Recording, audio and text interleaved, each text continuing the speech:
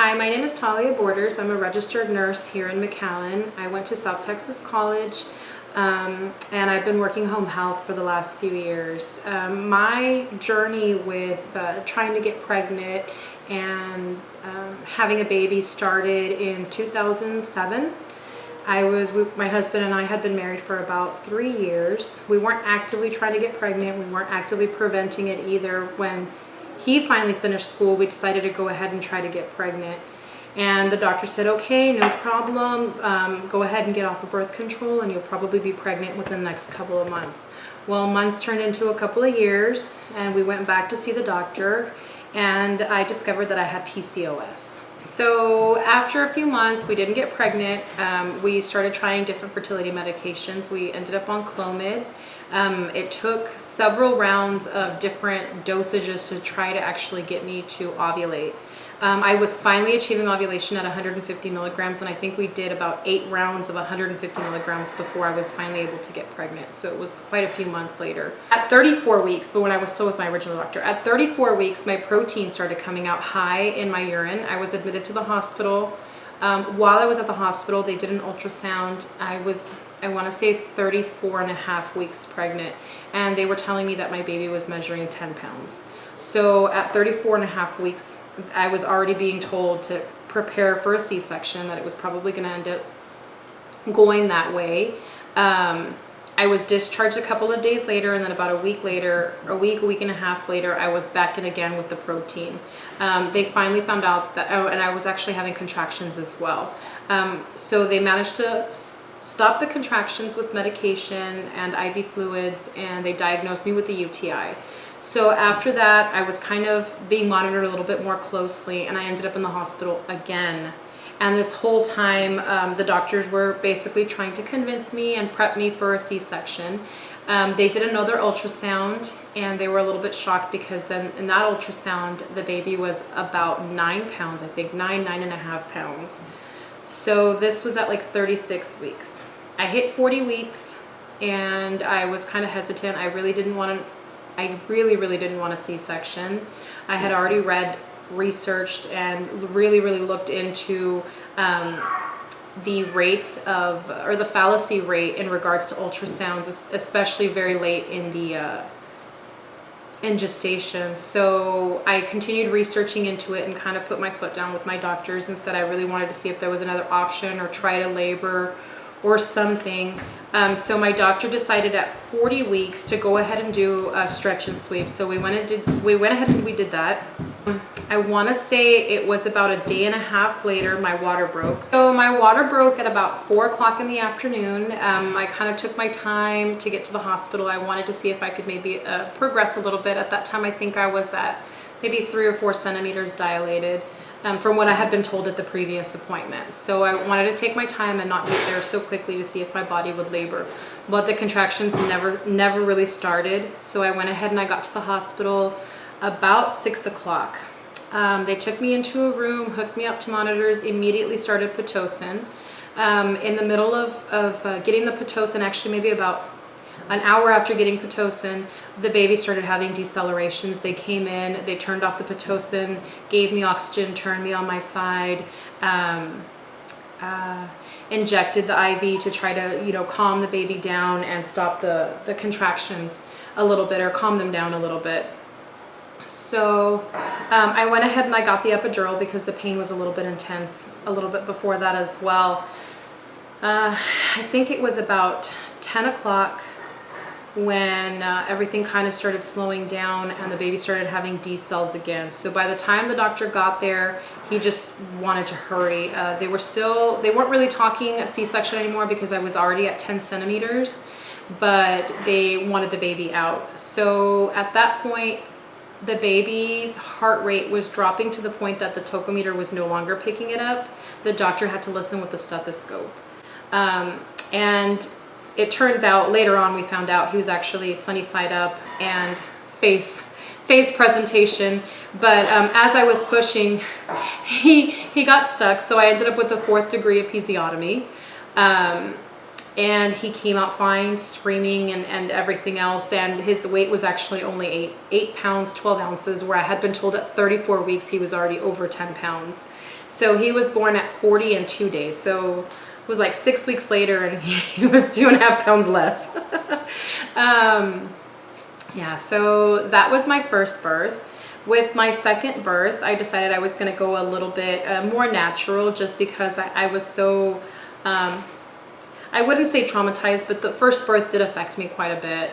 And as usual, I wasn't relying too much on the ultrasound this time around. The doctor did do an ultrasound and they were telling me the baby was 7 pounds. I was at 40 weeks. I hit 41 weeks and already they were trying to push. I felt with my daughter, I felt a pop the night before I saw the doctor, and it seemed like my water broke. But when I went in to see the doctor, he did the litmus test, and they said no, it didn't show positive. But when he did an ultrasound, I had no fluid left. So I was pretty sure my water had broken. So he wanted me in the hospital immediately. I did still want to try to go with no epidural, a little bit more natural, just because also with my first birth, because of everything that happened, with the decelerations and the kind of panic around it, I felt that it really affected my immediate bonding. It affected a little bit the breastfeeding, but more than anything, it just felt so surreal that I felt there wasn't an instant connection that I was hoping, or I guess looking for. And so with my second birth, I really wanted to try something a little bit different. And so I got to the hospital again. It was, I want to say it was probably it was about 1:30 in the afternoon. By the time I got checked in and everything else, I got to the room a little bit before 12, and immediately the doctor walked in. He broke my water, and he confirmed there was no water left. He said I only got about a quarter of liquid out when he broke my water, which I was kind of wanting to avoid. But immediately they started the Pitocin, and the same thing happened. The contraction started really, really, really strong. Baby had a couple of D cells, and they put me on oxygen. But by the time I was on oxygen already, by the time I think it was not even 2 hours later, I was standing up and already starting to grunt. I had a doula at that time, so I did have a support person, and I felt a little bit more supported. So she was trying to get the nurse in there, and the nurse kept telling me it was impossible. It had only been 2 hours, and I hadn't really been dilated. I think I was a 4 when I walked in. Well, immediately my body started pushing on its own. Later, come to find out that's actually a thing, the fetal ejection. And so I didn't know at the time, but they immediately got me back on the bed, and they basically told me don't push. Well, it's impossible not to push because the body's contracting on its own. And so I had nurses yelling at me and telling me to stop pushing and everything else, and calling the doctor. The doctor walked in at the very last minute. I wasn't even trying to push, but basically came in, gave me a pudendal block. Yeah, right when I was pushing, I got a block, and that actually caused me to tear. And so I think it was like 15 seconds after he walked in that my daughter was born. I did feel a little bit more of a connection. The breastfeeding went a lot better. The experience in general was a little bit better, but she was nowhere near what the ultrasound said. The ultrasound said 7 pounds, and she was 9 pounds 3 ounces.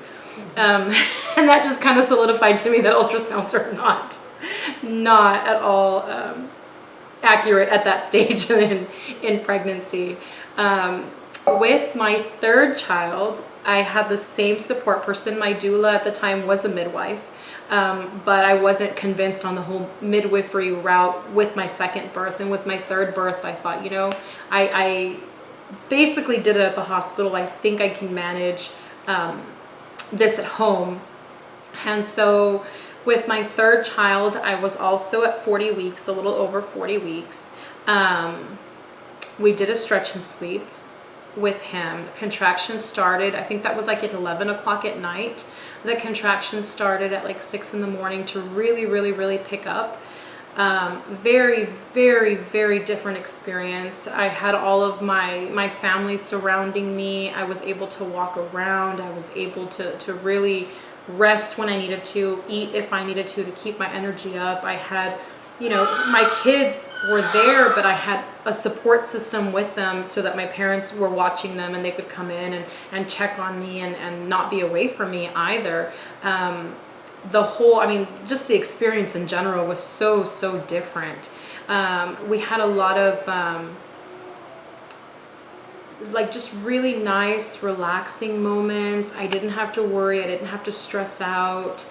That labor actually in that birth was only 6 hours, and it was basically from when the contractions started to when the baby was born was 6 hours. I did end up having a water birth. I didn't have any tears with him at all, as with my first one was a 4th degree episiotomy. My second one was a 2nd degree tear.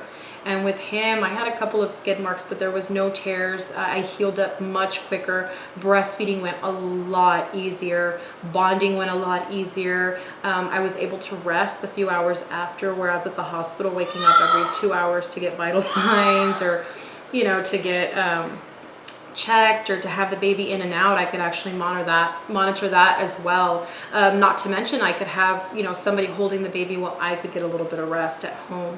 And then just in general, the experience of a home birth with the support team, with people not yelling in your faces or telling you, you know, don't push or don't do this or do that, much more relaxed, and it was a very, very different experience. With my 4th, I went ahead and decided to go with the home birth route as well. In this situation though, with it being my 2nd home birth, I felt a lot more prepared. I did a lot more research because my baby at the beginning of the pregnancy was breech. Luckily by, I think it was 36, 37 weeks, he decided to flip over. But he was still, I was seeing the chiropractor. Yeah, I was seeing the chiropractor and everything else, trying to get my hips aligned a little bit. I had a little bit of SPD with my pubic bone was out of line, so it was really, really painful, and I had a feeling that he kind of wasn't aligning because of that as well. This baby actually decided to go kind of like a diagonal transverse and stayed in my hip bone most of my pregnancy. Okay, so this baby wanted to stay at about 4 or 5 o'clock most of the end of the pregnancy. It was a really, really hard time. Anytime my doctor aligned me, he would go head down, and maybe about a couple of hours later he was right back to the same position. And this one actually felt large. I could feel his feet in my ribs, and I could feel his head in my pelvis. With my other kids that were actually, my first one was 8'12", my second 9'3", and my third was 9'7", I really couldn't feel them too much. And they didn't feel that big, but this baby felt a little bit bigger than the other ones. And I know being my 4th probably was bigger from the very beginning. So I was about, I want to say 38 and a half, almost 39 weeks with this baby. And we decided to go ahead and try to break my water and get labor started. We did do that. I think it was maybe like 4 o'clock when we did that. And once we did that, the labor actually was a little bit slower than my previous labors. And as we were trying to break the water, he completely started flipping around and almost going into like transverse breech. So we were kind of pushing down, trying to keep him. Yeah, we had 4 people trying to push my stomach, keeping him aligned, because I guess he just had so much room in there. The minute we went in to try to break the water, I mean, he went from here to just slowly turning all the way sideways, and trying to push him back into position, keep him in place so we could break the water was a little bit of a struggle. So we finally broke my water, and he seemed to engage a little bit more, but the contractions just did not start right away. I don't think they actually started till about, it's maybe like 7 or 8. When they really, really started. And it was the same thing. It was, you know, very calm. I had all of my family over. It was a great experience again. My husband came in and out of the room. I laid down for a little bit and I rested for a little bit, got in the tub for a little bit, got out of the tub. Laboring at home is a very different experience. It's much more of a blessing than in the hospital. You don't have to, you know, be in the same position, especially me that has bigger babies. The risk and the fear of tearing is always much more real for me with my third birth, because of the fact fact that I was able to squat and get on my get on my knees in the water, I really didn't have to tear or anything. Whereas with my son and my daughter, I had to have an episiotomy and then tore. With this baby as well, I got on hands and knees. I think it was like 2 pushes and he came out. I had 0 tears and he was 10 pounds, 2 ounces. Being a nurse, I know a little bit more about what goes on in the hospitals and you know, the different policies and procedures and everything else in the hospital. And it's a very, very different experience. Down here in the Valley, the C-sections are very, very high. When I went in to have this 4th baby, when originally he was breech, I had a conversation with my doctor. And he told me his C-section rates tend to be very low. I want to say he's like at 14%. However, he did tell me, and I did ask who was going to be seeing me if he was not available, and he said the doctors that he liked to keep on call were very like-minded to him.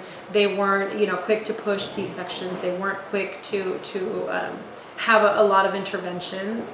However, it was still whatever doctor was on call, since he worked basically by himself.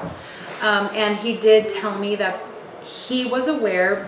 He actually works for Doctors Hospital at Renaissance, and he's actually a professor.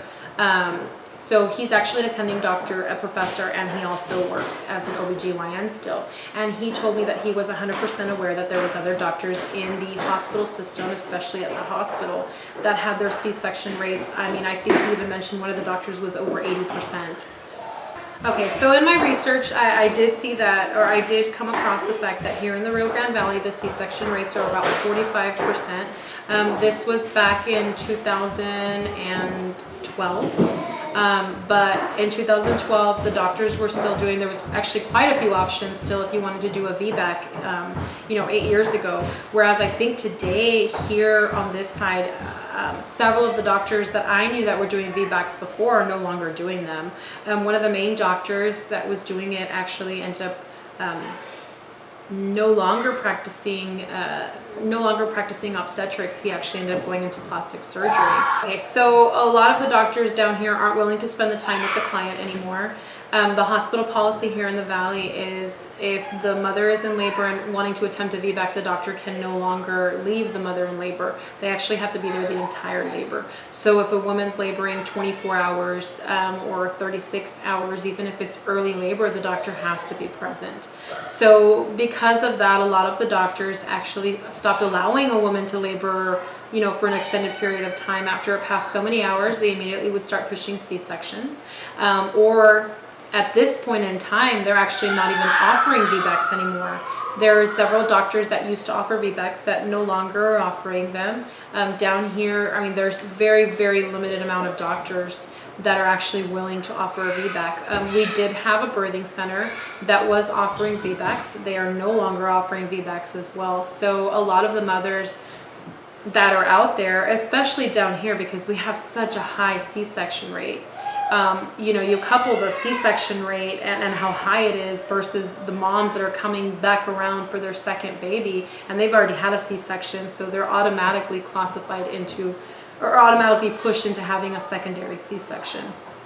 Most doctors actually won't even bring up the option of a VBAC at all. They'll automatically schedule the mom to go in for another C-section. They'll, you know, make sure it's scheduled, you know, a couple of weeks in advance, sometimes a month or 2 in advance. They already have a scheduled date, and it really doesn't even matter if they've checked on the baby, if the baby's okay or not. It's already been scheduled, so that's the day you're going in. And then on top of that, even when a woman's going in and asking for a VBAC nowadays, they're just pushed off to the side and either they're shut down immediately. They tell them right off the bat, you're not going to have a VBAC. We don't offer VBACs. Or some moms in one of my mom groups actually got immediately discharged from her doctor's office for even asking for a VBAC. And was looking for a doctor, was asking questions to find a doctor that was actually willing and able to do a VBAC here in the Valley. And even the doctors that are offering VBACs, honestly, it's such a limited clientele that they take. I mean, there's so many things that have to be met, so many rings that people have to jump through, and just to really try to push to even get the VBAC. There's so many conditions that if one of those is not met, automatically you're getting a C-section against your will, even if you don't want to. And so right now, having a birthing center, especially one that takes insurance, that takes Medicaid, that takes some of the insurances these doctors are not even willing to take. I mean, I think I was told recently that now women are even going across the border to Mexico to have their babies, just so that they can actually afford to have a baby, and that they can afford to exercise their right as a woman to have the birth they want. And I'm also part of several other, birthing communities and other birthing groups nationwide, and I feel like that's kind of a trend right now, but I feel that here in the Rio Grande Valley, it's actually exponentially so. Down here, the doctors, and I say this as a nurse, down here the doctors really feel that the patients in general are ignorant. They treat them like they're ignorant. They treat them like they don't know what's best for them. They treat them like the doctor, they don't treat them like providers. They treat them like they're like their teachers, or they're like the final word. So if a patient's even questioning a medication or questioning a doctor's order, some of these doctors will just go ahead and discharge because you can't question their orders, you can't question this. It's really sad. It's really sad that, just because, you speak Spanish, or you speak a different language, or your socioeconomic station is maybe not as high as other places in the United States, that you're treated like you're so much less. And that's really a sad thing, where you're just brushed off. You're brushed off. Your concerns are not addressed. Any questions, concerns, or anything that you bring up to your doctors, you're just brushed off. Like it's no big deal. Like it's not, like it doesn't matter. And it's really sad. And I feel that if I'm an informed person, and I know, and I've researched, and I've looked at data, and I've looked at statistics, and I've seen the behind the scenes and everything else, and I feel like if I'm treated that way, and I feel that even if doctors know that I'm a nurse, and they're willing to do it to me, and they're willing to lie to my face, or they're willing to tell me that that's not the way things are, I can only imagine what they do or say to a person that doesn't know, that doesn't have the information. And I think that's the importance also of midwifery, the fact that you advocate for your patients, and even having a doula, even having something as simple as a birth assistant doula, or somebody just to advocate on your behalf and to put their foot down and to have that like shield to protect you from some of the things that the hospitals or policies or doctors try to do when it doesn't fit their little mold. Okay, so midwifery for me has actually made a really big impact in my life. I have a lot of people that I know that have had very traumatizing births, or that fear birth in general. And I think number one, midwifery has showed me not to fear birth, to embrace it. It's empowered me as a woman. It's empowered me as a nurse. It's shown me that, if you embrace things like that, and if you take that power that you're feeling and you really channel it, it heals you. It heals you from whatever past traumas or past experiences you've had in your life. I think as a nurse, sometimes we almost become like a little desensitized to everything that goes on around us, and I feel that birth in general is just such a beautiful experience. It almost like revamps you. It makes you feel good about something. It makes you feel emotional and connected as a human being in general. A baby being born is such an amazing connection to the women that surround you, to the women that empower you and support you. It's just in general, it's such a beautiful human connection. And I think me in general, it's also almost touched me in a way that I feel in the future, maybe not right this moment, but probably in the future, it's something that I would like to pursue personally, and just to try to give women that experience and that moment in their lives where they can take back their bodies, take back their births in general, just take back their lives. I think it's a really big and it's a beautiful thing.